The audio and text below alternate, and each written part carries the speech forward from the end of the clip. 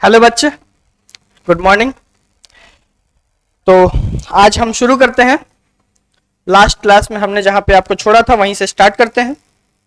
Last class में हमने discuss किया था आपसे कि डिग्री ऑफ अनसैचुरेशन क्या होता है। तो सबसे पहली बात कि डिग्री ऑफ अनसैचुरेशन एक अनसैचुरेटेड कंपाउंड का होता है। किसी भी अनसैचुरेटेड कंपाउंड का डिग्री ऑफ अनसैचुरेशन ये बताता है कि उस अनसैचुरेटेड कंपाउंड को कितने मोल्स ऑफ हाइड्रोजन गैस की जरूरत है उतने ही कार्बन के सैचुरेटेड कंपाउंड में बदलने के लिए। ठीक है, तो उसमें हमने देखा था कि किसी भी हाइड्रोकार्बन का डिग्री ऑफ अनसैचुरेशन कैसे निकाल सकते हैं, किसी भी एल्कीन का, किसी भी एल्केन, किसी भी एल्काइन का, किसी भी एल्काडाइंस का डिग्री ऑफ अनसैचुरेशन कैसे निकाल सकते हैं। फिर हमने यह भी देखा था कि हाइड्रोकार्बन के अलावा, यानी कि वैसा कंपाउंड जिसमें कार्बन हाइड्रोजन के अलावा हैलोजन, नाइट्रोजन, ऑक्सीजन ये सब भी प्रेजेंट होंगे तो उसका डिग्री ऑफ अनसैचुरेशन हम कैसे निकालेंगे, ये भी हमने देखा था।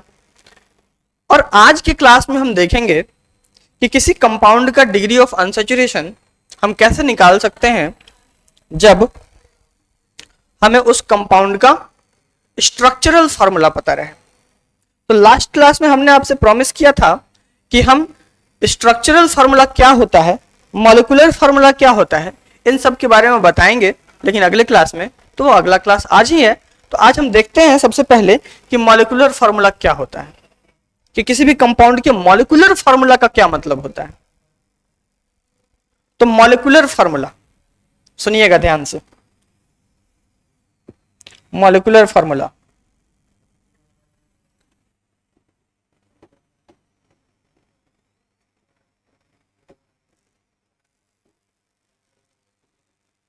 शॉर्ट में कहीं कहीं आप MF भी लिखा हुआ देख सकते हैं, है ना। मॉलिक्यूलर फॉर्मूला क्या होता है? तो मॉलिक्यूलर फॉर्मूला किसी भी कंपाउंड का वो फॉर्मूला होता है। मॉलिक्यूलर फॉर्मूला किसी भी कंपाउंड का वो फॉर्मूला होता है जो हमें इस बात के बारे में जानकारी देता है कि उस कंपाउंड में कौन कौन से एटम हैं और कितने कितने हैं। कौन कौन से एटम हैं और कितने कितने हैं, यानी number of different kind of atoms के बारे में जो फॉर्मूला बताता है। क्या बोला हमने?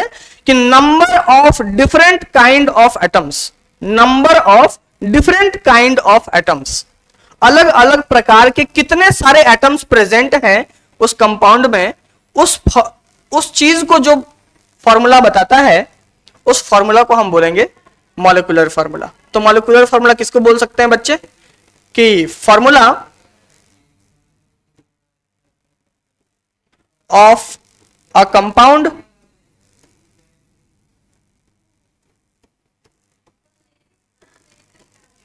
which gives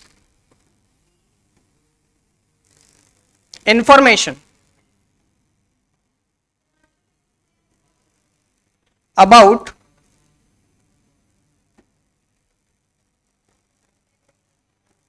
number of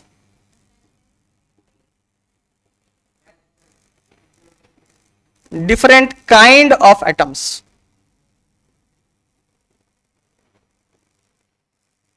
present in a molecule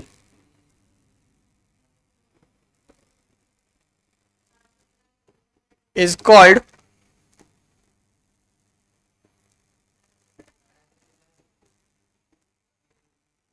molecular formula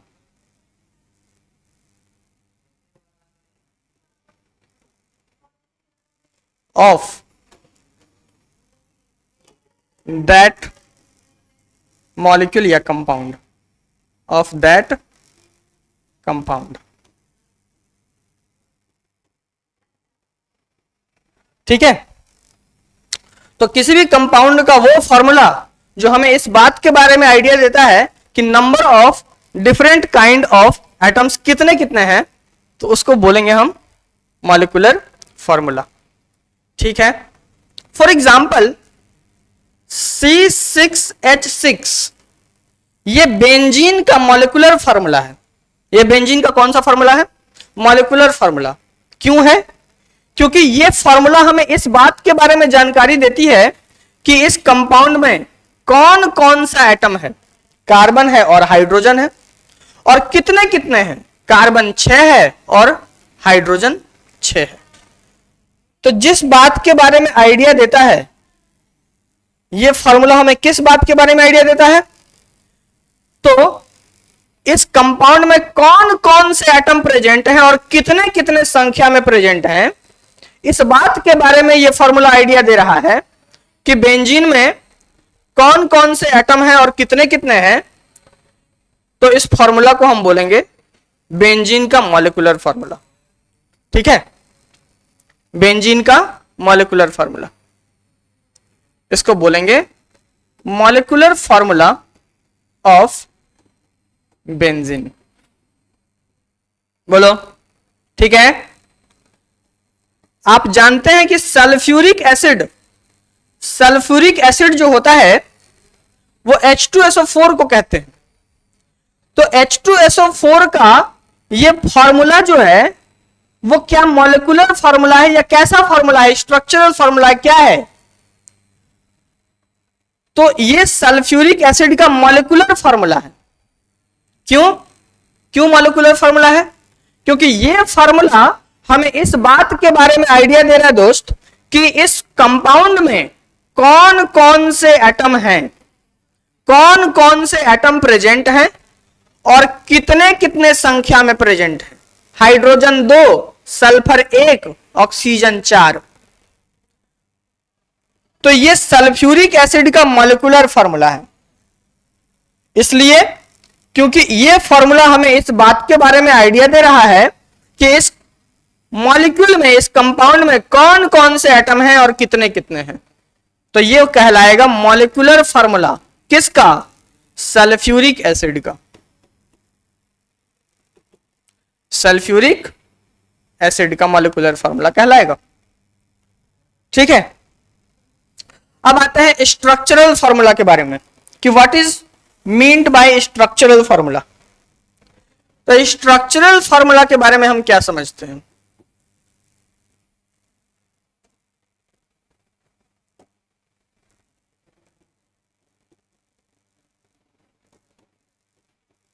structural formula, structural formula किसी भी कंपाउंड का वो फॉर्मूला होता है जो हमें इस बात के बारे में जानकारी देता है कि उस कंपाउंड में कौन कौन से एटम हैं और कितने कितने हैं। यह जानकारी तो मॉलिक्यूलर फॉर्मूला भी देता था। इन एडिशन टू दिस, इसके अलावे हमें इस बात के बारे में भी जानकारी देता है कि उस कंपाउंड में कौन कौन से एटम हैं, कितने कितने हैं और कौन सा एटम किस एटम से किस तरह के बॉन्ड से जुड़ा हुआ है, कौन सा एटम किस एटम से किस तरह के बॉन्ड से जुड़ा हुआ है। ठीक है, तो formula of A compound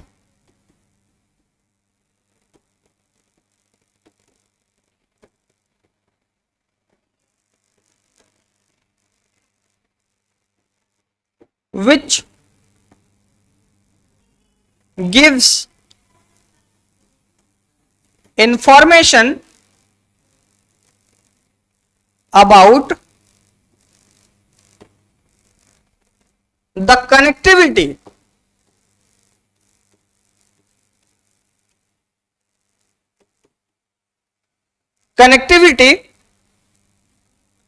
of atoms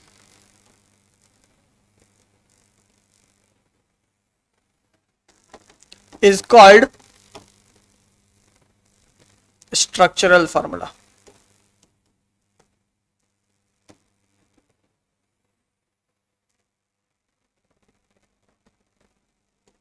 Of that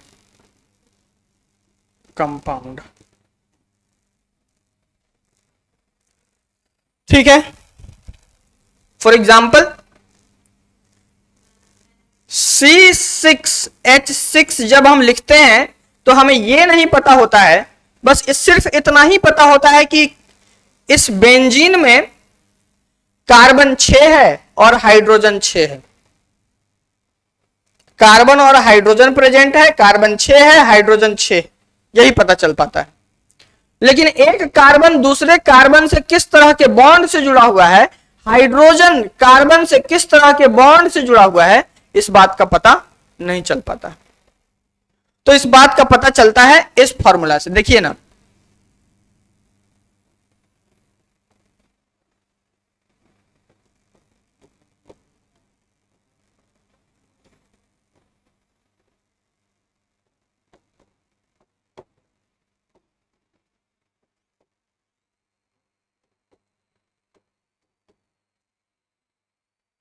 ये बेंजीन का स्ट्रक्चरल फॉर्मूला है।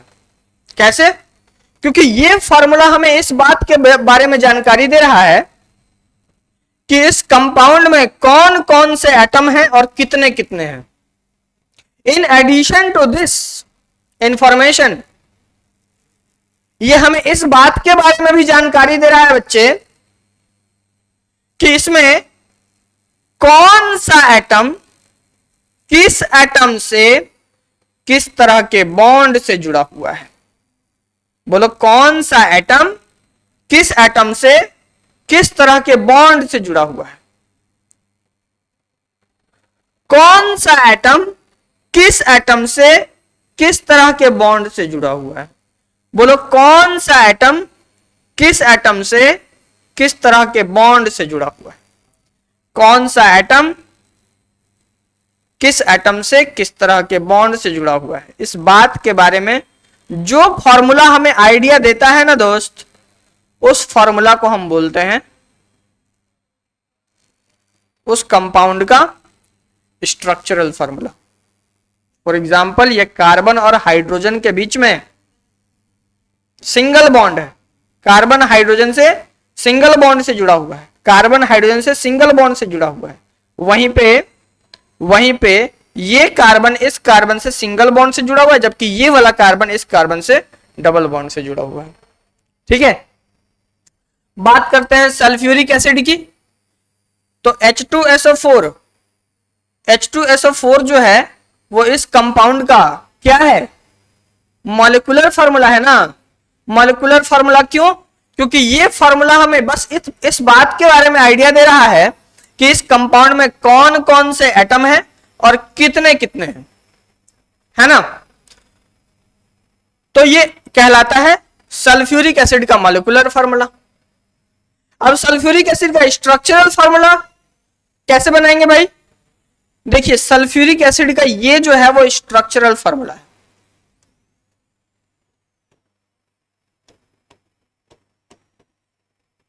ये जो है वो सल्फ्यूरिक एसिड का स्ट्रक्चरल फार्मूला है।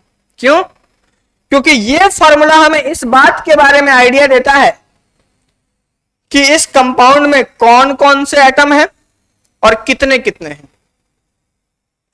इसके अलावा ये इस बात के बारे में भी आइडिया दे रहा है कि कौन सा एटम किस एटम से, कौन सा एटम किस एटम से किस तरह के बॉन्ड से जुड़ा हुआ है। कौन सा एटम किस एटम से किस तरह के बॉन्ड से जुड़ा हुआ है। देखो, कौन सा एटम किस एटम से किस तरह के बॉन्ड से जुड़ा हुआ है। कौन सा एटम किस एटम से किस तरह के बॉन्ड से जुड़ा हुआ है। इस बात के बारे में हमें जो फॉर्मूला आइडिया देता है, उस फॉर्मूला को हम बोलेंगे क्या? Structural formula. Means structural formula tells us about connectivity of different atoms, कि किस तरह से आपस में कनेक्टेड है। क्या सिंगल बॉन्ड से कनेक्टेड है, क्या डबल बॉन्ड से कनेक्टेड है, या ट्रिपल बॉन्ड से कनेक्टेड है, क्या कोऑर्डिनेट बॉन्ड से कनेक्टेड है। तो हमें टाइप ऑफ कनेक्टिविटी के बारे में आइडिया लगता है किससे? स्ट्रक्चरल फॉर्मूला से। ठीक है, ठीक है। अब हम अपने आगे का चर्चा स्टार्ट करते हैं। आगे का चर्चा हम स्टार्ट करते हैं कि डिग्री ऑफ अनसैचुरेशन कैसे निकालते हैं। जब स्ट्रक्चरल फॉर्मूला किसी भी कंपाउंड का मालूम रहता है, तो अभी आपको स्ट्रक्चरल फॉर्मूला पता है क्या होता है, मॉलिक्यूलर फॉर्मूला पता है क्या होता है, तो किसी भी कंपाउंड का स्ट्रक्चरल फॉर्मूला पता रहेगा तो उसका डिग्री ऑफ अनसैचुरेशन कैसे निकालते हैं ये आज सीखेंगे हम। देखिए, क्या ये एक इथीन है, इथीन का ये एक मॉलिक्यूल है, और इस इथीन में कार्बन कार्बन के बीच में डबल बॉन्ड है, और कार्बन हाइड्रोजन के बीच में देखिए यहां सिंगल बॉन्ड और सिंगल बॉन्ड, दो हाइड्रोजन इस कार्बन पे लगा हुआ है और सिंगल बॉन्ड से कनेक्टेड है, ठीक है, सिंगल बॉन्ड से कनेक्टेड है, ठीक है।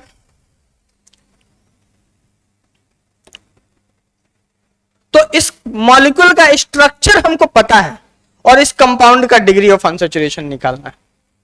तो क्या आप बताइए कि इस इथीन में पाई बॉन्ड है प्रेजेंट? अब बोलोगे पाई बॉन्ड क्या होता है? तो देखो, कोवलेंट बॉन्ड जो होता है वो तीन तरह का होता है। जैसे कार्बन और कार्बन के बीच में दो इलेक्ट्रॉन के शेयरिंग से, एक इलेक्ट्रॉन इस कार्बन का, एक इलेक्ट्रॉन इस कार्बन का, दो इलेक्ट्रॉन के शेयरिंग से जो बॉन्ड का फॉर्मेशन होता है उसको हम बोलते हैं सिंगल बॉन्ड। उसको एक सिग्मा बॉन्ड भी बोलते हैं कि एक सिग्मा बॉन्ड है, ठीक है।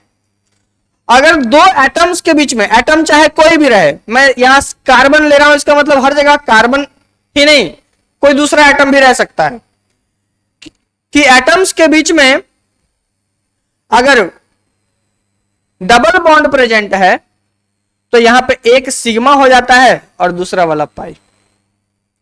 क्या सर डबल बॉन्ड में हमेशा ऊपर वाला सिग्मा नीचे वाला पाई बॉन्ड होगा? नहीं, जरूरी नहीं है। ऊपर वाला भी सिग्मा बॉन्ड हो सकता है, नीचे वाला भी सिग्मा बॉन्ड हो सकता है, लेकिन अगर एक सिग्मा बॉन्ड हो गया कोई भी एक, तो बाकी का बचा हुआ दूसरा पाई बॉन्ड होगा, ठीक है। उसी तरह से अगर दो एटम्स के बीच में, एटम चाहे कोई भी रहे, ट्रिपल बॉन्ड होता है तो उस ट्रिपल बॉन्ड में एक सिग्मा होता है और बाकी का बचा हुआ दोनों पाई बॉन्ड होता है, ठीक है। तो अब सिग्मा बॉन्ड और पाई बॉन्ड आप समझ गए, यानी कि यहां कार्बन कार्बन के बीच में डबल बॉन्ड है तो उसमें एक सिग्मा है और दूसरा वाला पाई बॉन्ड है। अगर नीचे वाला को सिग्मा बोलते हैं तो ऊपर वाला को पाई बॉन्ड बोलना पड़ेगा। दोनों में से एक पाई बॉन्ड है, कोई एक पाई बॉन्ड है और कोई एक सिग्मा बॉन्ड है, ठीक है सर। आगे बोलिए। अब आप देखिए कि इस एल्कीन को, इथीन को इतने ही कार्बन के सैचुरेटेड कंपाउंड में बदलने के लिए क्या इस पाई बॉन्ड को तोड़ के, देखो ना, क्या इस पाई बॉन्ड को तोड़ के और एक हाइड्रोजन यहां और एक हाइड्रोजन यहां लगाना पड़ेगा? अगर इस पाई बॉन्ड को हम तोड़ देते हैं तो इस कार्बन की वैलेंसी फ्री हो जाएगी और इस कार्बन की एक वैलेंसी फ्री हो जाएगी, और दोनों एक एक फ्री वैलेंसी से हम हाइड्रोजन ऐड कर दें और पहले से इसके पास दो हाइड्रोजन प्रेजेंट है, इस कार्बन के पास भी दो हाइड्रोजन प्रेजेंट है, इस कार्बन के पास भी दो हाइड्रोजन प्रेजेंट है, और पाई बॉन्ड को तोड़ने के बाद जो वैलेंसी नया आया उस वैलेंसी को हाइड्रोजन से सेटिस्फाई कर दें, तो क्या यही एल्कीन उतने ही कार्बन के सैचुरेटेड कंपाउंड में बदल जाएगा? ठीक है। तो इसका मतलब कि कंपाउंड में जितना भी पाई बॉन्ड रहेगा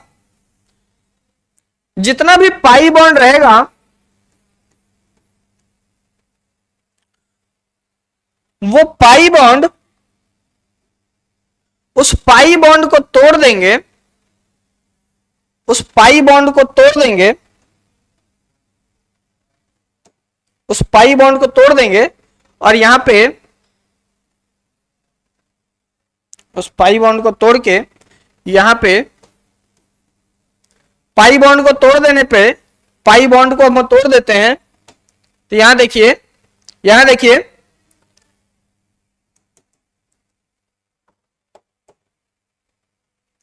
कि पाई बॉन्ड को तोड़ने पे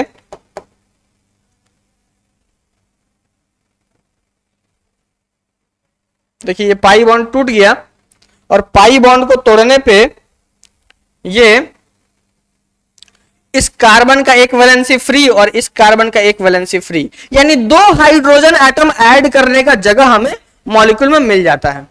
दो हाइड्रोजन एटम हमको ऐड करने का जगह मॉलिक्यूल में मिल जाता है और दो हाइड्रोजन एटम का जगह मिल जाता है। इसका मतलब कि जहां कहीं भी पाई बॉन्ड का फॉर्मेशन हुआ है उस अनसैचुरेटेड कंपाउंड में, हेलो, जहां कहीं भी पाई बॉन्ड का फॉर्मेशन हुआ है उस अनसैचुरेटेड कंपाउंड में दो हाइड्रोजन एटम की डेफिशिएंसी रही होगी, तभी तो पाई बॉन्ड तोड़ रहे हैं।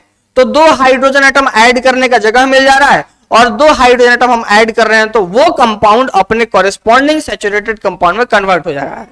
इसका मतलब कि हर पाई बॉन्ड, जहां कहीं भी पाई बॉन्ड देखेंगे वहां हम समझेंगे कि उस अनसैचुरेटेड कंपाउंड में दो हाइड्रोजन एटम का डेफिशिएंसी है। दैट इज दो हाइड्रोजन एटम का डेफिशिएंसी किसी भी अनसैचुरेटेड कंपाउंड में उसके सैचुरेटेड कंपाउंड, उसके कॉरेस्पॉन्डिंग सैचुरेटेड कंपाउंड के कंपैरिजन में अगर दो हाइड्रोजन एटम का डेफिशिएंसी होता है तो हम उस अनसैचुरेटेड कंपाउंड का डिग्री ऑफ अनसैचुरेशन 1 बोल सकते हैं।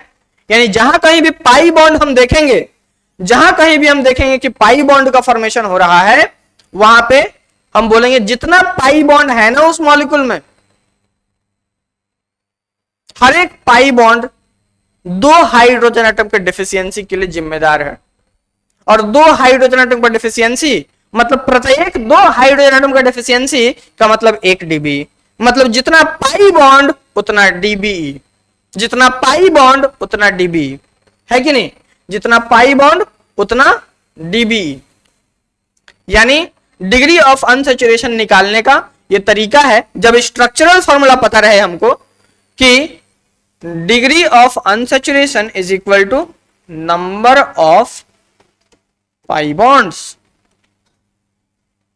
नंबर ऑफ पाई बॉन्ड्स जितना प्रेजेंट रहेगा उतना ही हो जाएगा इस कंपाउंड का डिग्री ऑफ अनसैचुरेशन, है कि नहीं?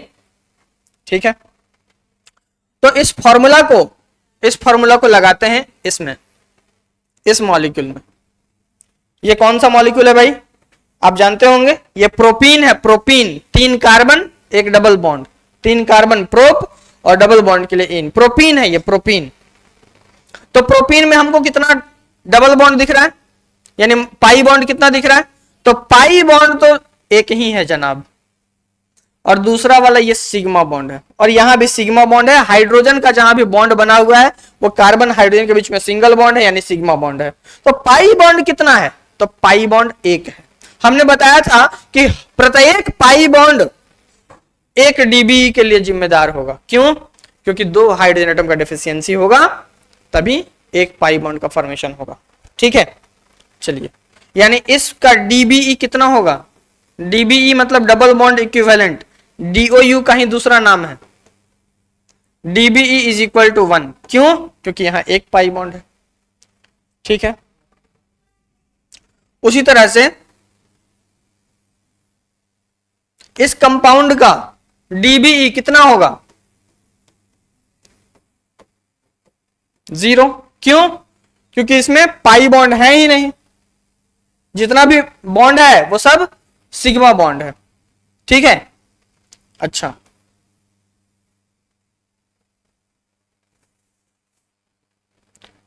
इसमें पाई बॉन्ड कितना है? 0। तो डीबी कितना होगा? डीबी होगा 0। ठीक है, डीबी हो जाएगा 0। ठीक है, जो कि ये गलत है। डीबी इसका 0 नहीं होगा, इसका डीबी हो जाएगा 1। कैसे सर? देखिए, इसका मॉलिक्यूलर फॉर्मूला आप बता सकते हैं क्या कि इसका मॉलिक्यूलर फॉर्मूला क्या है? इसका मॉलिक्यूलर फॉर्मूला है, इसमें नंबर ऑफ कार्बन एटम 3 और हाइड्रोजन एटम, देखिए यहां पे कार्बन 2 बॉन्ड बना रहे थे, यहां 2 हाइड्रोजन, यहां 1 हाइड्रोजन, 2 1 3, और यहां 3 hydrogen, 3 3 6, total hydrogen is equal to 6, C3H6। ठीक है, और यहां पे C3 और H कितना है? C3H8। यहां 3 हाइड्रोजन, यहां 3 हाइड्रोजन, और यहां पे 2 hydrogen. Total number of hydrogen atom 8 है।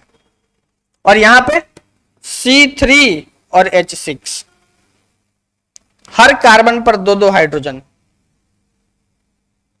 और C3H6 के मॉलिक्यूलर फॉर्मूला पे डिग्री ऑफ अनसैचुरेशन अभी हमने 1 निकाला है, क्योंकि नंबर ऑफ पाई बॉन्ड 1 था। सर पाई बॉन्ड वाले फॉर्मूला पे हमको भरोसा नहीं है। आप वो वाला जो हम लोग ओरिजिनल फॉर्मूला निकाल के दिखाए थे डिग्री ऑफ अनसैचुरेशन के लिए, वो वाला फॉर्मूला लगाइए। Number of carbon atom +1 minus number of hydrogen atom 6 divided by 2। तो नंबर ऑफ कार्बन एटम कितना है? नंबर ऑफ कार्बन एटम कितना है बच्चे? नंबर ऑफ कार्बन एटम है हमारे पास इसका 3 और +1 minus number of hydrogen atom 6 divided by 2, यानी 4 - 3 = 1।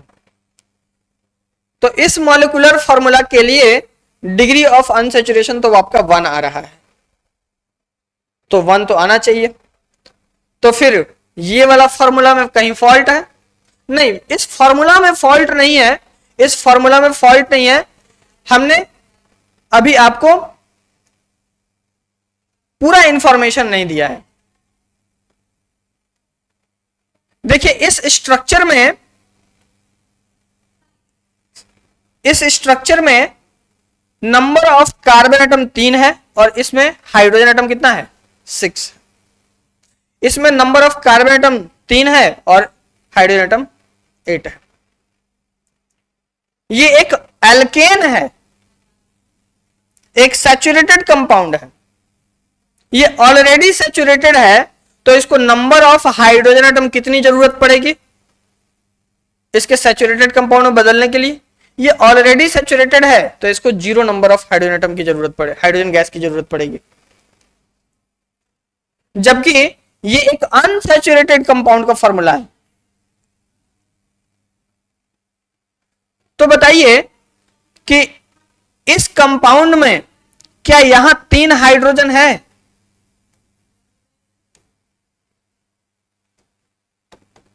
और यहां भी 3 हाइड्रोजन है।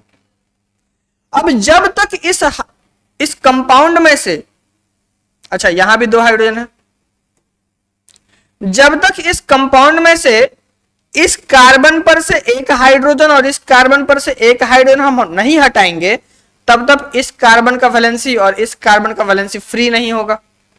और जब तक कार्बन का वैलेंसी फ्री नहीं होगा, तब तक कार्बन कार्बन के बीच में बॉन्ड का फॉर्मेशन नहीं होगा। इसका मतलब इसी कंपाउंड से साइकिल बनाने के लिए यहां से हमको 1 हाइड्रोजन हटाना पड़ा होगा। इस सैचुरेटेड कंपाउंड से 1 हाइड्रोजन हटाना पड़ा होगा और इससे भी 1 हाइड्रोजन हटाना पड़ा होगा, और दोनों जगह से 1-1 हाइड्रोजन हटा के और इस कार्बन के बीच में एक बॉन्ड का फॉर्मेशन कर दिए, तो साइकिल का फॉर्मेशन हो गया। इसका मतलब कि जहां कहीं भी साइकिल का फॉर्मेशन हो रहा होगा ना, उसमें साइकिल के फॉर्मेशन के वजह से 2 हाइड्रोजन एटम की कमी आई होगी। कैसे? यहां से 1 हाइड्रोजन और यहां से 1 हाइड्रोजन नहीं हटाएंगे, तब तो दोनों कार्बन की वैलेंसी फ्री नहीं होगी और तब तक जुड़ के साइकिल नहीं बनेगा। यानी every cycle is responsible for deficiency of 2 hydrogen atom. और 2 हाइड्रोजन एटम का डेफिशिएंसी मतलब हमने पहले ही बता रखा है कि 1 DOU के बराबर होता है। ठीक है, तो ये जहां कहीं भी हम देखेंगे साइकिल, वहां हम समझ लेंगे DOU = 1। और सर पाई बॉन्ड रहेगा तो वहां भी हम समझेंगे DOU = 1। ठीक है, तो ओवरऑल हमने क्या फॉर्मूला निकाला कि डिग्री ऑफ अनसैचुरेशन, जब स्ट्रक्चरल फॉर्मूला पता रहेगा, जब कंपाउंड का स्ट्रक्चर पता रहेगा, तो degree of unsaturation is equal to number of pi bonds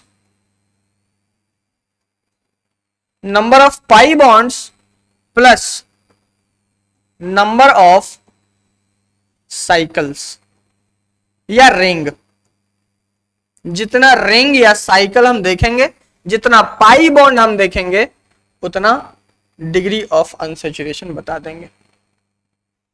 एक और पॉइंट नोट करने वाली है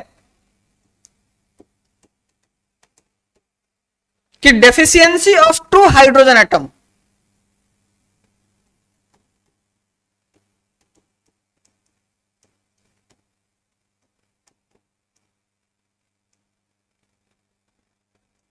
in a molecule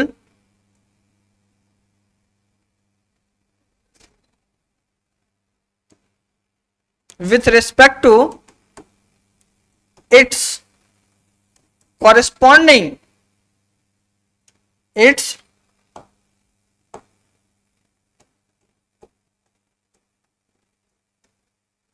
corresponding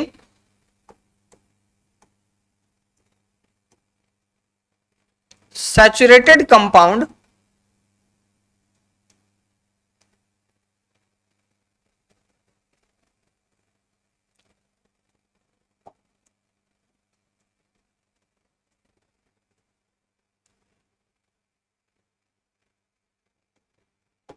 is equal to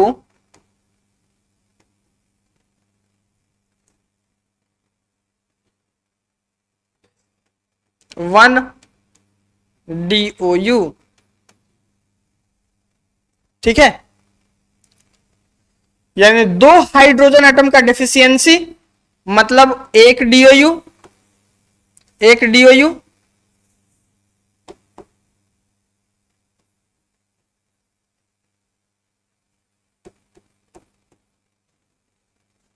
तो 1 हाइड्रोजन एटम का डेफिशिएंसी मतलब 1/2 DOU, है कि नहीं? 1/2 डिग्री ऑफ अनसैचुरेशन। ठीक है, यानी किसी भी सैचुरेटेड कंपाउंड के तुलना में अगर 2 हाइड्रोजन एटम की कमी आती है किसी मॉलिक्यूल में, तो उस मॉलिक्यूल का DOU 1 हो जाएगा। और प्रत्येक 2 हाइड्रोजन एटम का कमी का मतलब 1 DOU, और 1 हाइड्रोजन एटम का कमी मतलब हाफ DOU। ठीक है, तो डिग्री ऑफ अनसैचुरेशन जब स्ट्रक्चरल फॉर्मूला पता रहेगा तो हम ये लगाएंगे कि number of pi bonds plus number of cycle is equal two degree of unsaturation. और ये बात भी ध्यान रखेंगे कि deficiency of 2 hydrogen atoms in a molecule with respect to its corresponding saturated compound is equal to 1 DOU। ठीक है, अब देखिए कुछ एग्जाम्पल देखते हैं हम, कुछ एग्जाम्पल देखते हैं।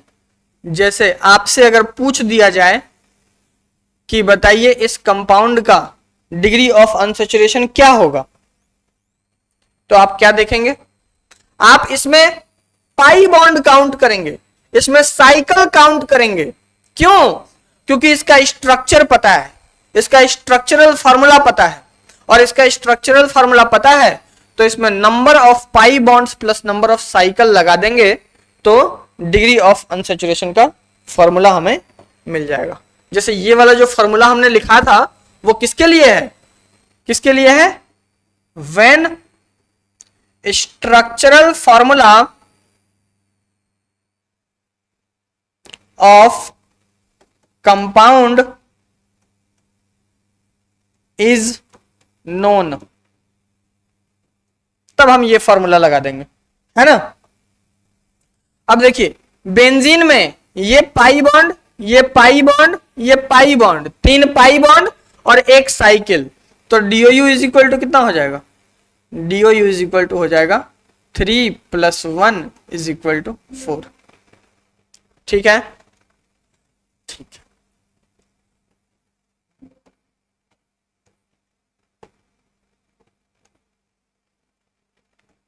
दिस इज स्टाइरीन,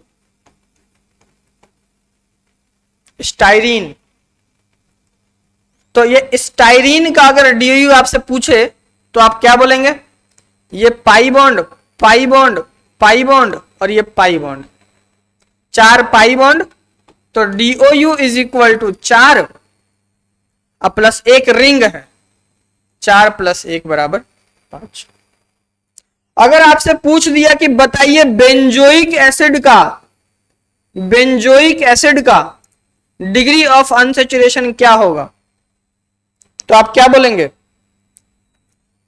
आप तो पाई बॉन्ड गिनने लग जाएंगे, 3 पाई बॉन्ड और एक साइकिल, तो आप कहेंगे कि DOU इज इक्वल टू 3 आप प्लस 1 इज इक्वल टू 4 हो जाएगा, तो हम कह देंगे कि गलत है, ये 4 नहीं होगा। आप बोलेंगे कैसे? तो हमने कहें देखो ये COOH का जो स्ट्रक्चर है उसमें एक पाई बॉन्ड छुपा हुआ है जो कि आपने नोटिस नहीं किया। इसको आप एक्सपेंड कीजिए तो आपको पता चलेगा, इसको आप एक्सपेंड कीजिए तो आपको पता चलेगा कि C डबल बॉन्ड O से जुड़ा हुआ है और सिंगल बॉन्ड OH से जुड़ा हुआ है। यही है ना कार्बोक्सिलिक एसिड का यूनिट। कार्बोक्सिलिक एसिड का यूनिट COOH को आप एक्सपेंड करेंगे तो यहां भी एक पाई बॉन्ड छुपा हुआ था। ठीक है, तो 3 पाई बॉन्ड नहीं, टोटल 4 पाई बॉन्ड है। 3 पाई बॉन्ड यहां और साइकिल के बाहर भी एक पाई बॉन्ड है, तो 4 pi bond plus 1 cycle is equal to 5 DOU। ठीक है, ठीक। अब बताइए इसका 5 है DOU, तो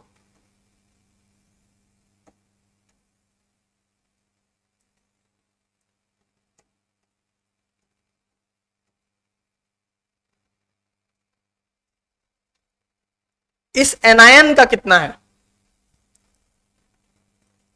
तो 5 तो पाई बॉन्ड और साइकिल के वजह से, pi bond pi bond pi bond pi bond, 4 pi bond 1 cycle, और एक हाइड्रोजन और मिसिंग है।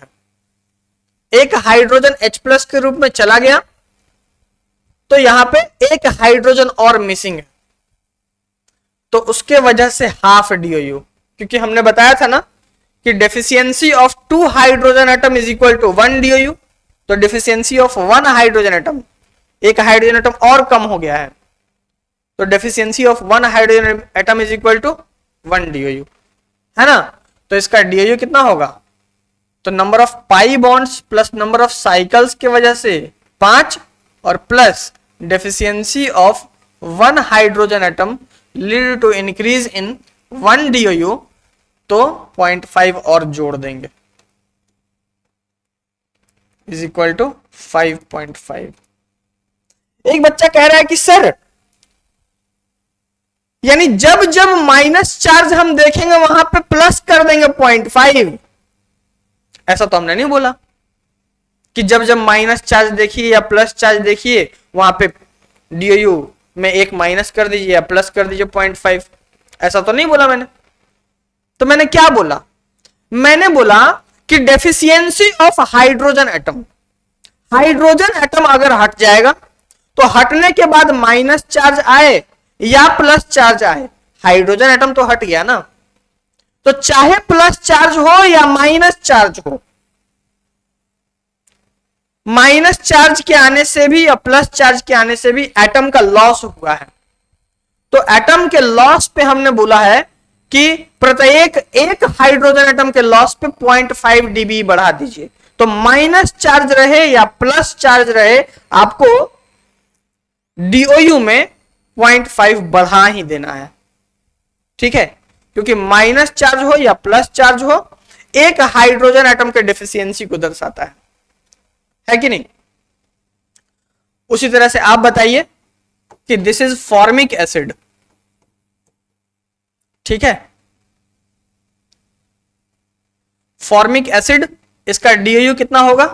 इसमें रिंग तो है नहीं, साइकिल तो है नहीं, तो DOU is equal to number of pi bond 1 plus cycle 0 is equal to 1।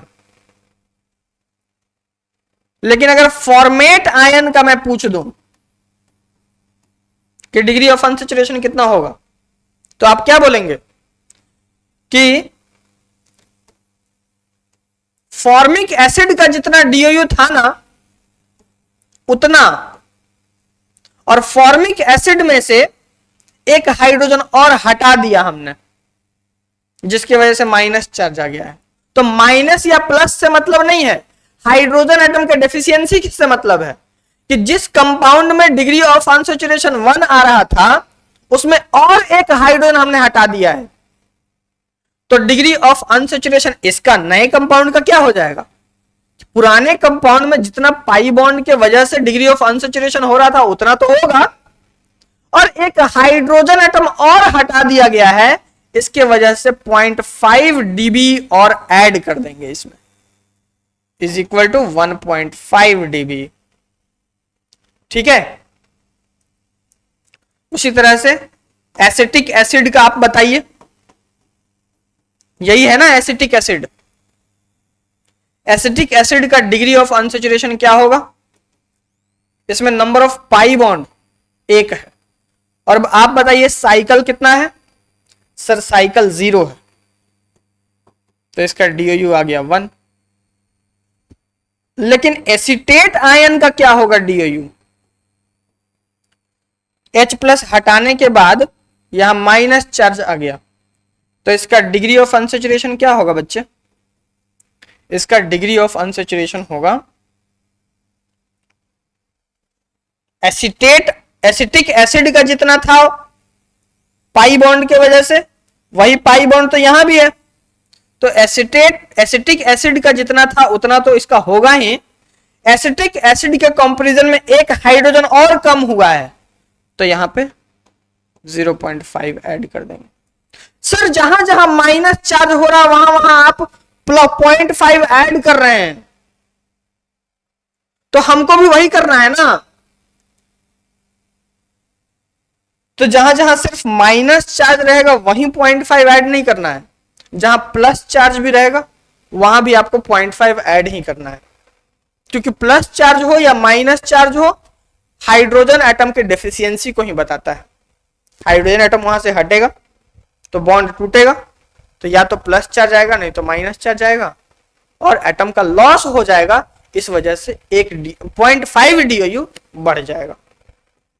ठीक है, तो आज अपनी इस कहानी को यहीं पे समाप्त करते हैं, और अगले क्लास में हम फंक्शनल ग्रुप के बारे में और कुछ एग्जाम्पल इसका और होगा, तो हम देखेंगे कि 3 डायमेंशनल मॉलिक्यूल का डिग्री ऑफ अनसैचुरेशन हम कैसे निकाल सकते हैं, और अगले क्लास में हम सीखेंगे कि फंक्शनल ग्रुप क्या होता है।